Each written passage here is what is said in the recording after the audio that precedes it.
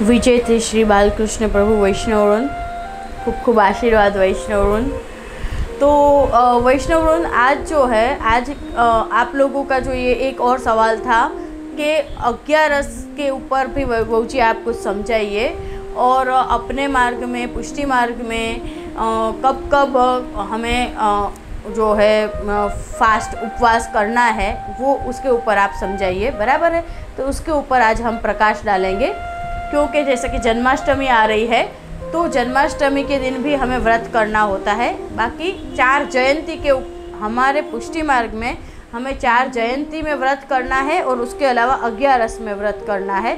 उसके अलावा हमारे मार्ग में एक टाणा या अधिक मास में जो एक टाणा करते हो, एक टाइम भोजन करना है लाइक, या फिर पता नहीं और क्या, हाँ चातुर्मास में भी अलग अलग ये आप लोग खाली व्रत के नियम लेते हो, या और अलग अलग पता नहीं श्रावण महीना में सोमवार भी करते हो। ये सब अपने मार्ग में है ही नहीं, ठीक है। और अपने मार्ग में 4 जयंती जो होती है, 4 जयंती कौन कौन से, वो तो आप लोगों को पता ही होगा। जन्माष्टमी और नरसिंह चतुर्दशी और वामन जयंती और मे बी रामनवमी, ये जो 4 जयंती है उसमें अपने को व्रत करना है, बराबर है।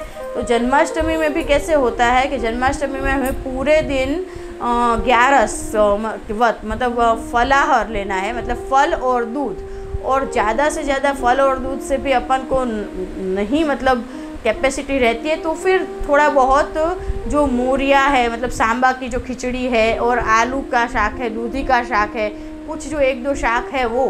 और 11 हो या 4 जयंती हो, कैसे करना होता है, घी में वस्तु बनानी है, तेल में नहीं बनानी है। एक तो आजकल तो क्या करते हैं, 11 में बाहर से वो फराड़ी चिवड़ा और फराड़ी रेडीमेड, वो बाहर का अगर आप खाओगे 11 में, तो वो फिर या 4 जयंती, वो उसका कोई मतलब नहीं बनता है, बराबर है। घर में ही बनाना है, घी में बनाना है, उसके अंदर सीधा नमक का यूज़ करना है, और उसके अलावा मरी वगैरह, बाकी लाल मिर्च है क्या, दूसरे और भी मसाला जो है, अन्य मसाले, वो 11 में अलाउड नहीं है।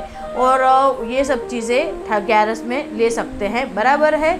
और 11 जो है हमें क्यों करनी चाहिए, तो 11 जो है वो हमें इसलिए करनी चाहिए वैष्णवरून, कि जैसे कि मैंने मेरे और भी सभी वीडियो में मैंने आप लोगों को बताया है कि जो पुष्टि मार्ग है उसमें हमें ठाकुर जी जो है वो हमारे जो हृदय है उसमें कब विराजेंगे, जब हमारा हृदय जो है वो पूर्णतया शुद्ध होगा। अगर हमारा जो हृदय है वो, हमारी जो इंद्रियां हैं वो तो काम क्रोध मद मोह मत्सर उसी सब में लगी हुई रहेगी, तो हम ठाकुर जी की सेवा कैसे कर सकेंगे चित्त लगा के। तो ठाकुर जी की सेवा में मन लगे, ठाकुर जी की भक्ति को, ठाकुर जी को हम प्राप्त कर सके, इसके लिए ही हमें 11 करनी है। क्योंकि जो 11 जो है, जो 10 इंद्रियां हैं हमारी, 5 इंद्रिय और 5 इंद्रिय ऐसे करके 10 इंद्रिय है हमारी, और 11वां मन जो है वो मुख्य है। मन एवं कारणम बंधनम मोक्ष, मतलब मनुष्य के जीवन का आधार उसके मन के ऊपर और उसके कर्मों के ऊपर ही होता है। जैसे जो मन है उसके अंदर जो इच्छाएं होती है उसके ऊपर हम काबू नहीं पा सकते हैं, और हमको पता होते हुए कि नहीं शायद यहाँ पे मैं गलत हूँ, फिर भी हम जो गलतियाँ करते हैं, मन के आवेश में आके जो हम कर्म करते हैं गलत, उस कर्मानुबंधन के कारण ही हमारे जीवन का पूरा आधार उसके ऊपर है। तो इस वजह से इसके लिए हमें 11 करनी है वैष्णवरून। तो 11 करने से क्या होता है कि मन के अंदर के विकारों की शुद्धि होती है, बराबर है। जैसे क्यों अपने जैसे रोज़ देह शुद्धि हम करते हैं, जैसे देह शुद्धि जरूरी है, वैसी तरह से मन की जो है वो आध्यात्मिक शुद्धि भी जरूरी है। और इसीलिए आध्यात्मिक लेवल बढ़ाने के लिए और भगवत प्राप्ति के लिए हमें फास्ट करना होता है, उपवास करना होता है, 11 करनी होती है। और एक्चुअल में देखा जाए तो पुष्टि मार्ग से जितना सरल मार्ग कोई है ही नहीं।